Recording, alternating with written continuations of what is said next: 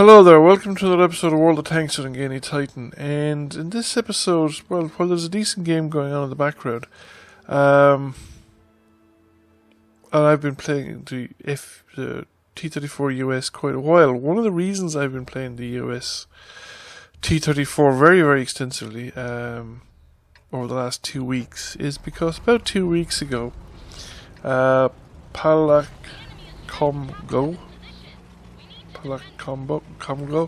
asked a question on one of my videos, one of my older videos, I think on the Neely contract, about getting a sniper medal, that he had difficulty getting a sniper medal. And I can understand, yes, a sniper medal is one of these tricky ones to get because it's a unique medal. Only one person gets it in a game, as far as I can tell.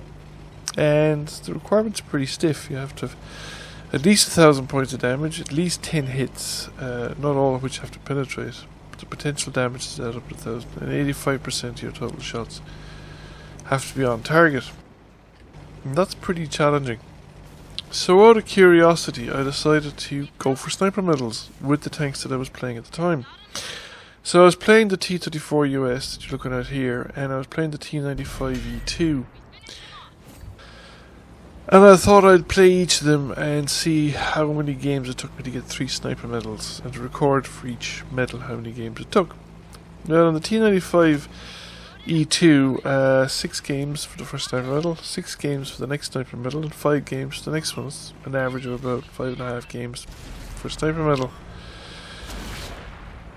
If I look at it in the context of my overall history with the T-95E2, I have 673 odd games, 20 sniper medals, and it's about 33-34 games for a sniper medal. With the T-34 US, 16 games got me the first sniper medal, 38 games got me the second sniper medal, and at 143 games I gave up looking for the third one. Well, I wouldn't recommend the T-34 US as a tank to get sniper medals anyway. The long reload is really one of the big issues affecting it. The long aim time doesn't help either, which means it can be quite a while between shots in this tank, because you've got to be fairly sure of your shot, and you're still talking about a considerable amount of time even to get the aim down to sort of close enough that you're reasonably sure of a hit. This is also fairly consistent with the lifetime history of 642 games on the T-34 US, and I have 5 sniper medals. That's about 129 games per sniper medal. As a matter of interest, I cited a contrast in the combat as well. I have 239 games in the combat and 5 sniper medals, which is about 49 games per sniper medal. So the 33 on the T-95E2 isn't out of bounds, because more recent games where I probably play a little bit more consistently and more likely therefore to get a sniper medal. However, because I was playing the T-34 so much, I managed to get an ace tanker game, which I showed already, and Matt Cochran in the game on my Xbox activity feed, because I showed the screenshots of the scores on that one, more or less when I got the game, asked, did I find, or did I notice the difference since the buffs from Wargaming? And the short answer is not really. I haven't noticed, but then I have been, even up until recently, an extremely inconsistent player in this tank. I've had some terrible games.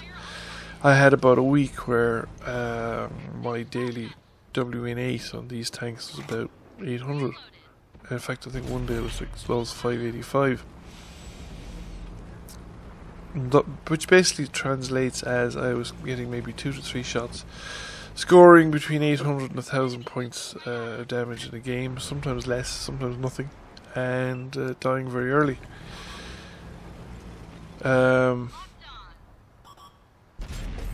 But the games that I got, that I did well, when I started being more careful, playing it more as a second line tank, try to stay with other tanks, try to keep an eye around me to make sure that those other tanks still alive when I was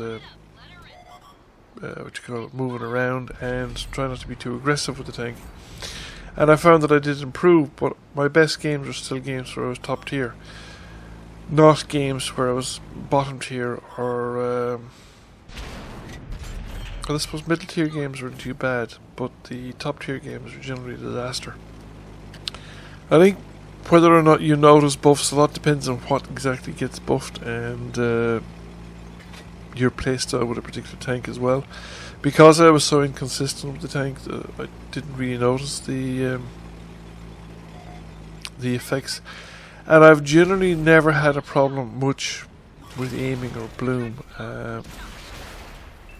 when I'm stood still or in rotation. The problem I always had with this tank is mobility, reload, and the turret speed. Particularly the mobility and the turret speed, because my tendency, or where I go wrong with this tank badly, is I get caught on my own or without support and I get jumped by light tanks or medium tanks, in which case it's kind of hopeless because you don't really have the turret speed to have a chance of hitting them. And similarly, a lot of heavy tanks, even heavy tanks at its tier, the T-32, the IS-3 or whatever, can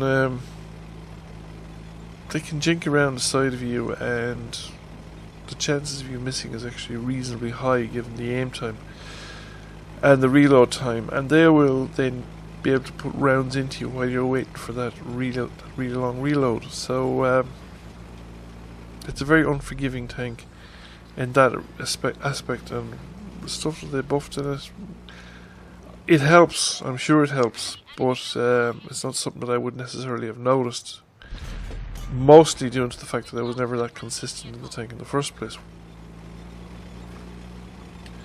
That said, the last 2 days I've started playing the British mediums, the premium mediums, the FE4202P and the Centennial T95. And I've noted, now it's a long time since it was brought in, but I haven't really played the tank since it was brought in. But it got a speed buff some time ago, probably a year ago, maybe more. And I really noticed that playing, even only after a short time playing, because not only is the tank faster in absolute terms, but its mobility on a slope or whatever is actually much better than it used to be. So it's viable for certain things that it wasn't previously a viable tank. And I play it that little bit better than I have played, say, the T95, the Centennial T95, which I play terribly. Again, another tank that I have been very bad at and haven't really sat down and tried to master it. But I might try and correct that over the next the upcoming weeks and let you know how I get on. So I hope that answered the questions that I was asked. Feel free to ask more questions if anybody ever wants something, me to look up something or find out something. I'll do my best to help. There's no guarantee that I'll be able to add anything useful to the conversation, but sure, we can give it a go anyway. Overall, what do I think of the T-34 US heavy tank? It's really fun when things go well, but you can have miserable games in it. I have managed to improve my game to the point where I'm reasonably reliable when I'm top tier. You do have to try and make sure you're with friends and try and avoid running into medium and light tanks, particularly fast medium and light tanks, and especially packs of medium and light tanks, because on your own you've no chance. You generally won't match their speed on the turret rotation, and unless you're in a confined space and they're running obstacles, in which case you can ram them or just throw the weight of your tank around a bit, you might have some chance. But otherwise, if you're caught in the opening with lighter, faster tanks, you're in real trouble with this tank if they have any clue what they're doing at all. The other problem is most heavy tanks of its tier can probably beat it if the player realises that you're on your own. If you don't have support and the player realises you're on your own and just goes in on top of you, most tanks will have, but this tier have what, about 8 seconds of reload, whereas I have 16 seconds or something like that, and it could be higher, and if you get ammo racked it could be 34 or 40 seconds or something like that. So somebody comes into you and you're ammo racked with this thing, and they could tear you apart before you've actually got a reload in, and you might still miss because of the slow turret rotation and the long aim time. But that aside, it is a lot of fun. When it does well, it does intimidating amounts of damage. I've seen people literally run away by pointing the barrel at them, which is kind of KV2 territory as much as anything else. It is, however, a nice earner of silver. I have managed to get from about 100,000 silver to about 10.5 million in the 2 weeks since that first question was put to me, and in that period I have mostly played the T-34. I have maybe 200 games in the T-34 as distinct from maybe 30 or 40 games in the T-95E2. So it is a nice earner of silver. It's a good earner that way. And when you have a good game like this one, you can be a really good game because the numbers will be quite big, the damage will be quite big. If you get 10, 12, 16 penetrating shots in this tank, you have really ruined someone's day. So we came number 1 by experience in that match there. Thank you for watching. I hope you enjoyed the video. If you did, please give it a like and a share. If you have not already done so, please subscribe. Bye for now, and I'll catch you all again soon.